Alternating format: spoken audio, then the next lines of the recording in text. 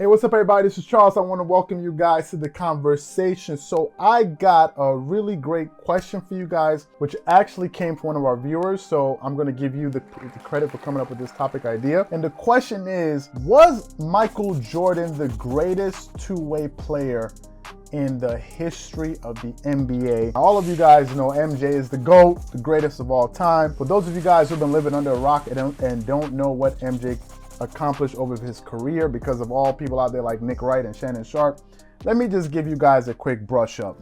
Once upon a time, Michael Jordan played for about 14 years in the NBA. He's a 6-time NBA champion and did it in 2 three-peats. So he three-peated once and three-peated again. And the last time I ever saw a repeat was with the Los Angeles Lakers with the Shaq and Kobe Lakers. That was the last time I saw it, just to show you how hard it is to repeat. Then he was also a six times finals MVP.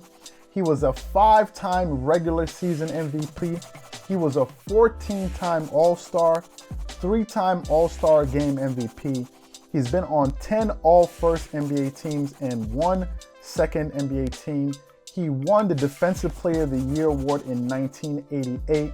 He's been on 9 All-First defensive teams. He was an NBA Rookie of the Year in 1985, and he's a 10-time NBA scoring champion. He led the league in steals 3 separate times in 1988, 1990, and 1993, and he won the slam dunk contest 2 times, and he's one of the top 50 greatest NBA players of all time. Woo, man, like after listening to that resume, man, I think it is pretty clear to see why a lot of people consider Michael Jordan to be the greatest player of all time. Now, if we look at his career averages, MJ averaged 30 points a game for his career. He averaged 6.2 rebounds and 5.3 assists. Now, he was about 6'6" tall, and he played about at 216 pounds. I think that was the last weigh-in he had. The question is, though, is Michael Jordan the greatest two-way player of all time? Now, obviously, I just showed you that an argument could be made that he was the greatest offensive player of all time if we look at how many scoring titles he won. 10 scoring titles. To put that in perspective, I think Kevin Durant has 4. LeBron James has 1. Kobe has 2. I think Allen Iverson has 2. Tracy McGrady has 1 or 2, I believe. And MJ has more scoring titles by himself than all of those other players combined, which goes to show you just how much of a beast that Michael Jordan was on the offensive end of the ball. We also know that MJ was one of the greatest defenders of all time, wing defenders. And his defense was so good that he actually won a Defensive Player of the Year award, which is something that none of these players than the majority of the players that I'm going to mention in this video. So let's talk about possible candidates who were also great defenders and why I think Michael Jordan was better than all of them.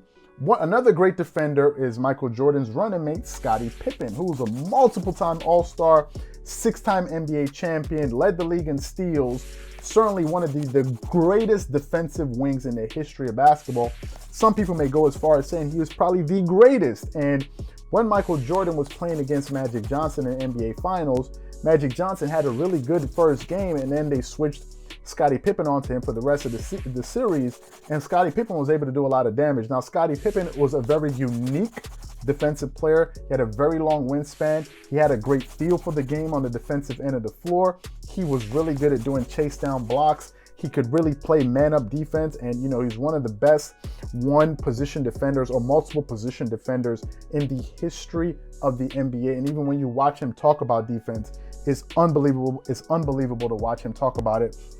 For his career, he averaged 16 points a game, 6.4 rebounds, and 5.2 assists. Now, some of you guys watching this video may say, hey, wait a minute. I believe Scottie Pippen would have been able to score more points, had he not played alongside MJ. Well, there was a season when he didn't play with Michael Jordan. In that season, he averaged 22 points a game. In the season where Michael Jordan was on him by himself, the dude averaged damn near 40 points for the season. So I think it's safe to say that we can eliminate Scottie Pippen as being a better two-way player, because guys, we're talking about offense and defense. So I'm going to remove Scottie Pippen from the argument. Now, another great NBA player that we can look at is the late and great Kobe Bryant. Now, Kobe Bryant is one of the greatest, basketball players in the history of the NBA.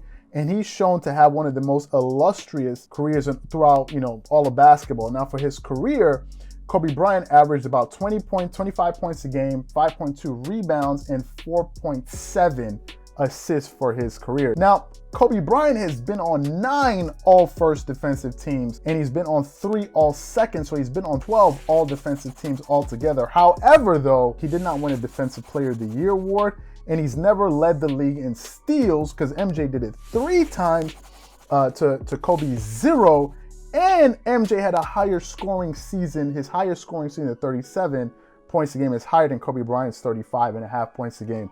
So Kobe for sure is my favorite basketball player of all time, but I can't put him ahead of Michael Jordan and say he was a better two-way player than Michael Jordan. Now, another great defensive player that a lot of people don't think of is Ron Artest, who was also a great defensive player in his playing days, with the Indiana Pacers and ultimately with the Los Angeles Lakers. If you guys don't really know how good of a defender Ron Artest was, Google Ron Artest playing defense or Carmelo Anthony, whom Kobe said was one of the hardest players he ever had to guard because Carmelo had so much natural strength.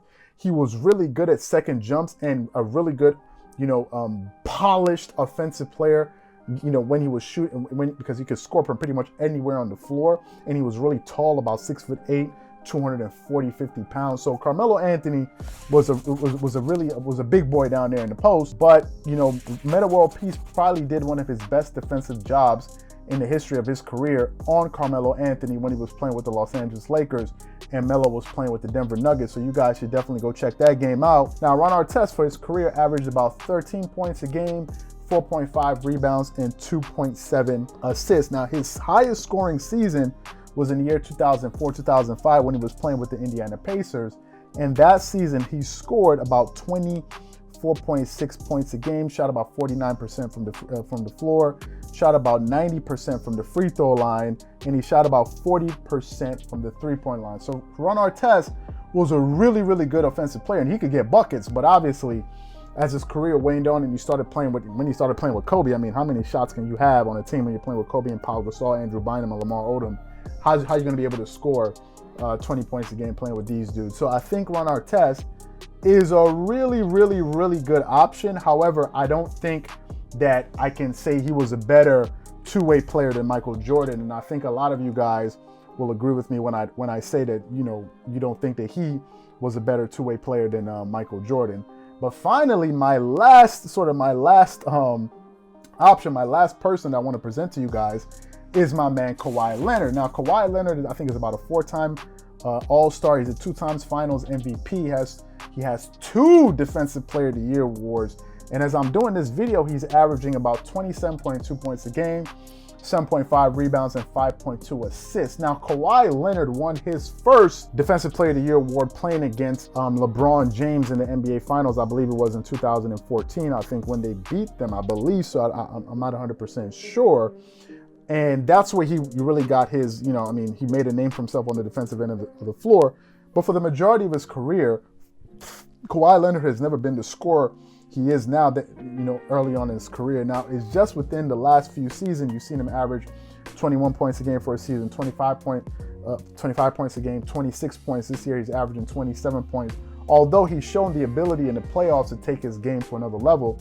And in the playoffs, he's been able to do really, really well. So for Kawhi, I think there's not enough, he doesn't have enough, let's say, he hasn't accomplished enough. His career is still ongoing, whereas a lot of the players I mentioned before, their careers are over. So I think it's really hard to put Kawhi in that level with Michael Jordan because he's still playing. Maybe in the next 6 years, 7 years, then we can really make an argument for whether or not I think Kawhi Leonard is the greatest two-way player of all time, which leaves me with my original hypothesis that Michael Jordan truly was the greatest two-way player in the history of the NBA. I already read you off his stats. I read you some of the amazing things that he was able to accomplish in his career. And remember, in that Game 6 against the Utah Jazz, when the play that Phil Jackson drew up, it was Michael Jordan that came over with the help side defense that swatted the ball from Karl Malone, that ultimately brought the ball up court and scored the go-ahead shot, which was the most iconic NBA shot in the history of the NBA. And that came off of a two-way play. He got the ball on defense, went up on offense and scored that bucket. So I think Michael Jordan, without a shadow of a doubt, is the greatest, not only the greatest basketball player of all time, but the greatest two-way NBA player in the history of the NBA. So what I want to know from you guys is, do you agree with me that MJ is the greatest two-way player of all time? Or do you think there's somebody else that I left out that I should have mentioned, or somebody else that you think is better than MJ? Whatever you think, please leave your thoughts and comments in the comment section below. Again, if you enjoyed the video, don't forget to hit the like button, hit the subscribe button, and hit the notification bell to be notified when all of our newest and hottest content comes out. Once again, this is Charles here from Dreamers Pro, wishing you guys an amazing day. Peace!